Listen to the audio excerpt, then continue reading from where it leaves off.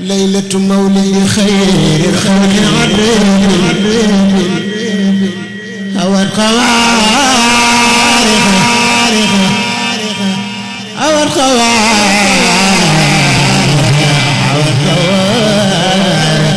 الآيات يا الله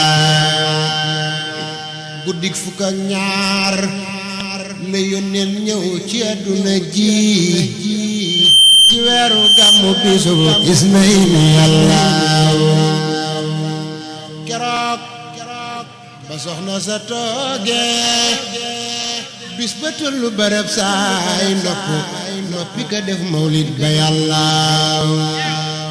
bur yàlla dal di yebal maryama asiyatan hawa saarata ñi ndokkeel si yàlla kazalika alxuuru wal wildaanu ñépp di woy jigéen àjjana ñay ndokkeel si yàlla bur yàlla dal di yebal jibril ak ña ko dar minal malaayika bil alam yàlla ñu dal di jiin tabalay baatin ya ci piyi aras bilam di wal faray wa tamsin yàlla mualliman ana ibrasan li aminatin busra li ahli sama wal ardi yàlla ñu roose dënd bi mboolem laaj ko lañ ba mu saf bayna awaalimi wal aqtaari yàlla bur yàlla jinnu ni jibril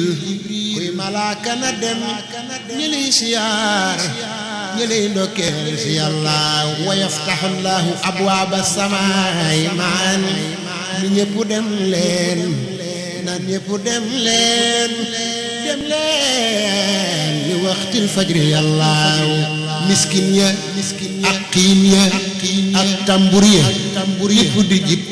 bayna samaawaati wal ardina yàlla pour yàlla dal di wasal njanaaw yu mel ni wurus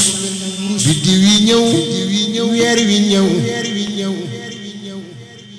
ak niir yi yàlla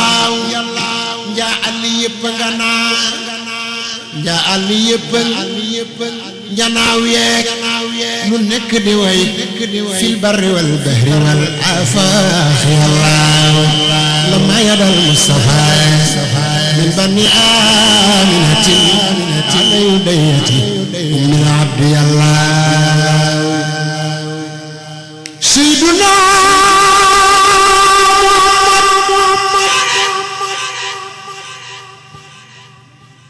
sayyiduna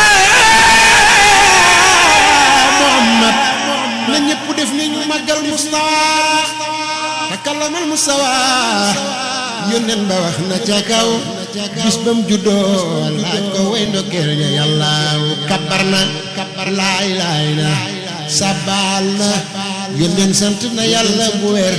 jibrilu sant ko moom mbooloo ma yàlla wa yarfa'u ra'sa lil mawla wa yasjudu lil mawla ويعتز ذاك بالحمد الله الحمد لله رب العالمين على عناية بعلو الخبر الله يمن بفين سجود جوكتس دي سنت بروم aras fay ko mook mbooloo ma yàlla mbooleem malaaka ya naan yarhamukallahu ya xayra lana mi waya